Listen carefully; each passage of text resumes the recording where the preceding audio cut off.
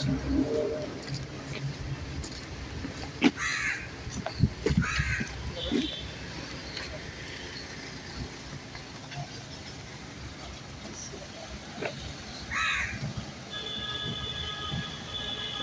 বুড়িচং একজন তৃতীয় লিঙ্গের ব্যক্তিকে হাত পা বেঁধে গায়ে পেট্রোল ঢেলে আগুনে পুড়িয়ে দেয়। প্রাথমিকভাবে জানা যায় যে গত 13 মে 2026 তারিখে সকাল আনুমানিক 10 ঘটিকায় কুমিল্লার বুড়িচং থানাধীন বুড়িচং বাজারের মুক্তিযোদ্ধা কমপ্লেক্স সংলগ্ন ভিকটিম এনামুল হক শিশির রূপে মাহি 29 বছর বয়স এবং আসামিদের থাকার ঘরে আসামির ভিকটিমের হাত পা বেঁধে তার গায়ে পেট্রোল দিয়ে আগুন ধরিয়ে দেয়। এ সময় ভিকটিমের আত্মচিৎকার আশেপাশের লোকজন এসে ভিকটিমকে উদ্ধার করে কুমিল্লা মেডিকেল কলেজে নিয়ে যায় এবং কর্তব্যরত চিকিৎসক প্রাথমিক চিকিৎসা শেষে উন্নত চিকিৎসার জন্য ঢাকা মেডিকেল কলেজে রিফার করে।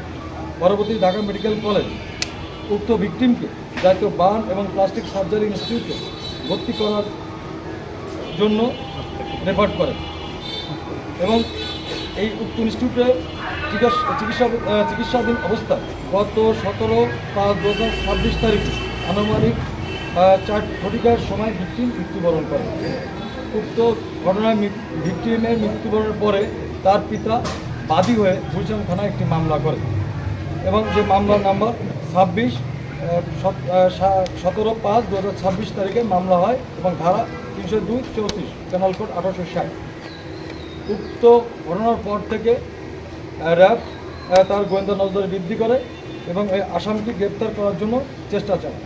এর ধারাবাহিকতায় গতকাল অর্থাৎ 18 মে 2026 তারিখে র্যাব 11 CPC 2 কুমিল্লা এবং র্যাব 6 CPC 1 সাতক্ষীরার যৌথ অভিযানে তাকে আমরা গ্রেপ্তার করতে সক্ষম হই সাতক্ষীরা জেলার ভোমরা এলাকা থেকে।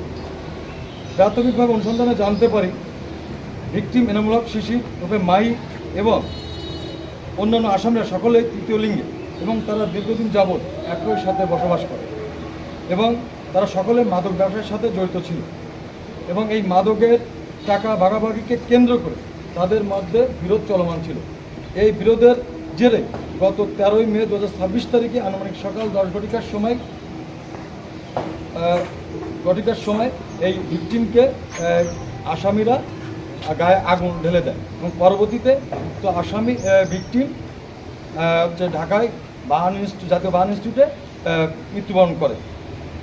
এর পরবর্তীতে এই উক্ত আসামি প্রধান আসামি জহির সে পলানোর চেষ্টা করে এবং বিভিন্ন জায়গায় সে পলায়ন করতে থাকে। পরবর্তী আমাদের গোয়েন্দা তৎপরতায় এবং তথ্য প্রযুক্তির সহায়তায় তাকে গ্রেপ্তার করি। প্রাথমিক পর্যায়ে সে বিভিন্ন এলাকায় অবস্থান করছিল, সর্বশেষ সে ভোমরাতে অবস্থান করে এবং তখন আমরা তাকে গ্রেপ্তার করতে সক্ষম হই র্যাব 6-এর CPC 1-এর সহায়তায়। ধন্যবাদ। এই যে প্রধান আসামি জহিরুল ইসলাম ওরফে আতর ওরফে জহির হিজলা তার বিরুদ্ধে আগেও একটি মামলা রয়েছে দাউদকান্দি থানায়, কুমিল্লা জেলা দাউদকান্দি থানায় মাদক দ্রব্য নিয়ন্ত্রণ আইন এবং উক্ত মামলাটি হয় 2022 সালে। এই মামলা কতজন আসামি আমি ইতিমধ্যে আপনাদেরকে বলেছি যে তাদের মধ্যে তারা একই সাথে একই বাসায় থাকতো মুক্তিযোদ্ধার কমপ্লেক্সের পাশে। তো তাদের মধ্যে তারা একই সাথে মাদক ব্যবসার সাথে জড়িত ছিল এবং মাদক ব্যবসার যে টাকা পয়সা তাদের ভিতরে ভাগাভাগি নিয়ে তাদের ভিতরে বিরোধ চলছিল এবং বিরোধের জেরে এই ঘটনাটা। এই মামলা কতজন আসামি আমি আর অজ্ঞাত এই মামলার সাথে 3 জন আসামি সহ অজ্ঞাত আসামি রয়েছে, তবে একজন পুলিশ কর্তৃক গ্রেপ্তার হয়েছে এবং প্রধান আসামি তাকে আমরা গ্রেপ্তার করতে সক্ষম হয়েছি।